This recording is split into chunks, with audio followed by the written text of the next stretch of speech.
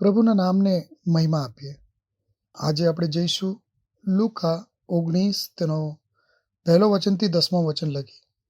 ત્યાં એક ધનિક કર વસૂલનાર એક ઇન્કમ ટેક્સ ઓફિસરને જોઈએ છે જેનું નામ છે ઝક્કઈ. છતાંય સમાજમાં તો તે તિરસ્કૃત હતો. લોકો તેને નફરત કરતા હતા, પરંતુ તેને વાર્તા બતાવે છે કે તે દેવની પહોંચથી કોઈ દૂર નથી. જ્યારે યેશુ યરીકોમાં આવ્યો ત્યારે તેણે ફક્ત ઝાડ પર બેઠેલા માણસને નથી જોયો, પણ બદલાવ માટે તરસેલા હૃદયને જોયો. ઝક્કઈ યીશુને મળવા માટે એક ઝાડ પર ચડીને બેઠો હતો, છુપાઈ ગયેલો. ઝક્કઈ યીશુને જોવા માંગતો હતો, પરંતુ ભીડ મોટી હતી અને તે ઊંચાઈમાં નાનો હતો. તે એક સિકમોરના એક ઝાડ પર ચડ્યો.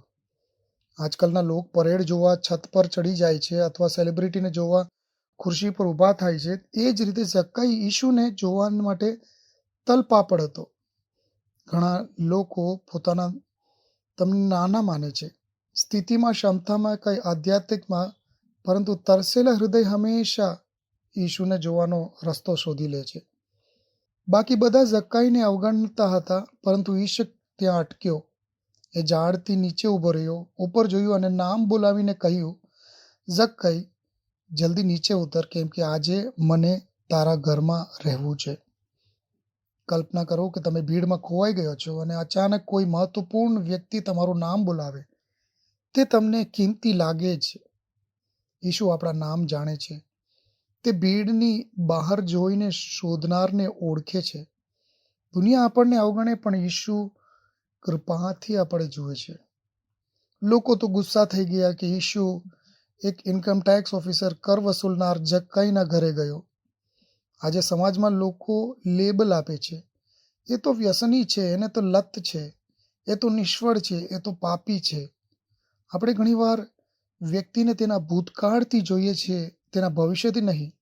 યીશુ સમાજના બાંધને તોડે છે. તે આપણું ભૂતકાળ નથી જોતો, પણ આપણું ભવિષ્ય જુએ છે. ઝક્કઈ ઊભો થઈને બોલ્યો કે પ્રભુ, હું મારી મિલકતનો અડધો ભાગ ગરીબોને આપીશ, અને જો મેં કોઈને છેતર્યું હોય તો તેના 4 ગણ પરત કરીશ.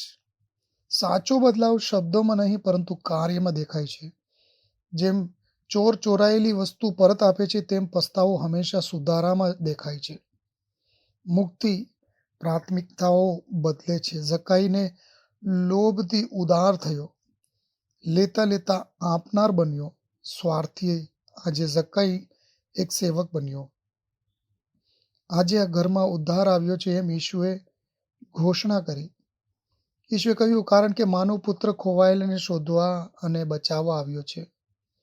સુસમાચાર એ નથી કે મનુષ્ય દેવને શોધે છે. સુસમાચાર દેવ મનુષ્યને શોધે છે, તે છે.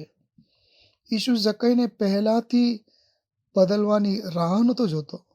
તેના જીવનમાં પ્રવેશ કર્યો અને જોતા જોતા બદલાવ તો પાછળથી આવ્યો. ઝક્કઈની તરસ તેને ઝાડ પર લઈ ગઈ.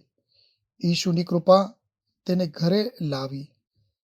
ઝક્કઈના પસ્તાવાએ જીવન બદલ્યું. શું તમને લાગે છે કે તમે બહુ નાના છો, બહુ દોષી છો કે બહુ ખોવાઈ ગયેલા છો? યીશુ તમને જુએ છે, નામથી બોલાવે છે અને આજે તમારા ઘરમાં આવવા માંગે છે.